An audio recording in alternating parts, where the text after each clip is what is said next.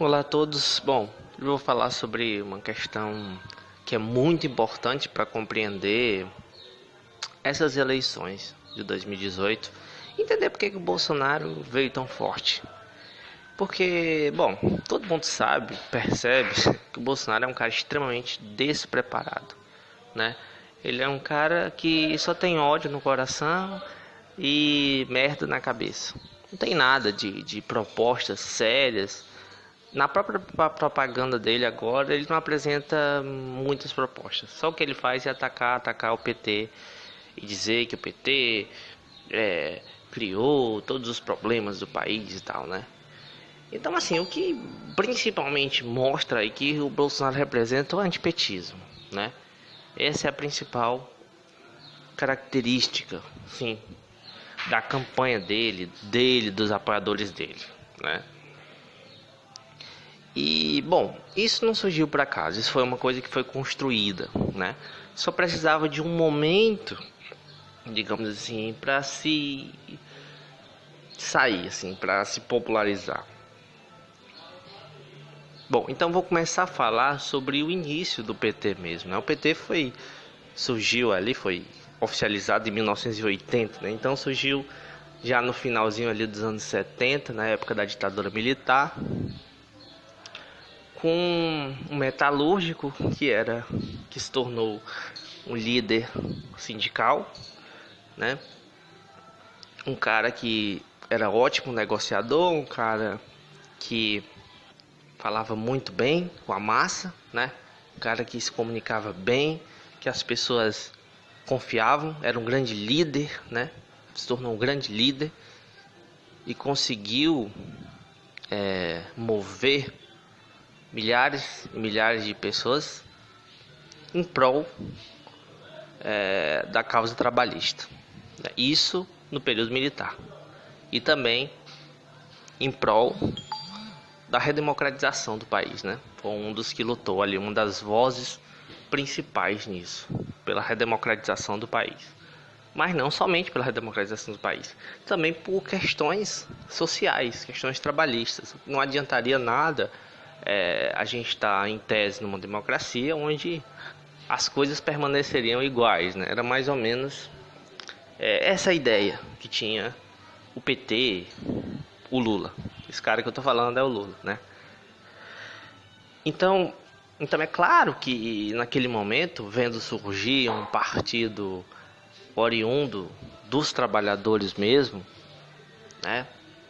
Das classes mais baixas e tal, naquela época, a elite brasileira e até uma boa parte da classe média, né? Principalmente, né? Classe média e a elite já criaram esse sentimento antipetista, né? Porque, bom, quando você é elite, você é uma classe média alta, né? Principalmente nessa visão brasileira, que é uma visão de divisão total, eles têm uma visão de que o pobre é inferior a eles, de que eles têm o direito de ter todos esses privilégios que eles têm, entendeu? E que o pobre tem que se ferrar mesmo, é assim que eles veem. A maioria deles veem assim a situação. Essa é que é a verdade e vocês têm que entender isso. Se vocês não entenderem isso, vocês nunca vão compreender a realidade brasileira. Vocês nunca vão compreender se vocês ficarem achando que eles são bons ou que eles são honestos, ou que eles falam a verdade. Se você acredita nisso, então me desculpe, mas não tem como você entender nada. Eles têm uma visão, na verdade, quase que escravista. Eles têm uma visão escravista, sabe? No Brasil, voltando aí no tempo, né, essa situação de escravidão, eles continuaram vendo o pobre, o negro, o diferente como inferior, sabe? Formalmente, as pessoas são em tese ali livres, né? Porém, na realidade prática, o que se vê é que o pobre sempre sofre, sempre é perseguido no país. Quem é que é preso no país? Vai ver o presídio, está lotado de quê? De pobres, de negros. Por quê? Por quê?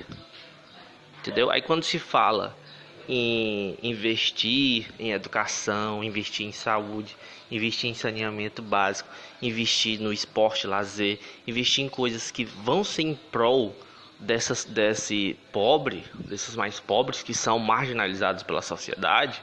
Aí eles falam, não sei o que, tem que reduzir gastos, não sei o que. Mas quando é para aumentar o privilégio dos grandes juízes, desses grandes empresários que o governo ajuda, né? Dos banqueiros, da grande mídia que recebe muito dinheiro do governo, aí eles não querem cortar. É engraçado isso.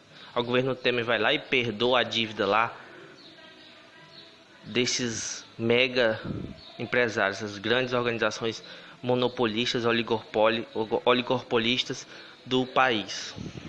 E de fora, principalmente, né? A maioria delas nem são brasileiras. Então, temos essa elite, essa classe média com essa visão escravista, essa visão conservadora, né? Que quer manter esse sistema. Então, esse antipetismo não é anti o partido em si, mas a ideia do partido. O ideal de que os pobres, os mais necessitados, tenham uma representação dentro do poder público e que sejam feitas coisas em prol dessas pessoas. E foi feito assim. Desde que o PT começou a ter uma representação ali, começou a ter uma visão diferente de governo. Começou a aparecer alguns programas sociais, algumas coisas que já davam alguma esperança a esse povo tão sofrido que é o povo brasileiro. Bolsonaro não é nem de longe a pessoa que aparece como antipetismo, né? Um clássico disso são as eleições de 89 com Fernando Collor. Fernando Collor era simplesmente isso. Fernando Collor não era uma figura conhecida, não era uma figura que representava absolutamente nada demais, porém ele apareceu como esse antipetismo. Bom, e o que aconteceu? Na época o PT não tinha uma grande representação como tem hoje, né? Não era um partido ainda tão grande, era um partido que estava disputando ali as primeiras eleições presidenciais. O país vinha de uma ditadura militar, onde já há muitos anos, muitas décadas, não havia uma eleição, né? Então 89 marcou esse período de redemocratização. E, bom, como eu já disse, essa elite ela é detentora dos meios de comunicação, todos os meios de comunicação, né, e os meios de produção. Então, ela utilizou de tudo isso contra o PT. O PT vinha com tudo para ganhar aquela eleição, né? Vinha aquele sentimento do povo de mudança, de querer realmente algo que representasse essa classe trabalhadora, essa classe sofrida. Porém, a mídia brasileira, principalmente a Rede Globo, fez na cabeça das pessoas para elas votarem no Collor. Ela fez de tudo.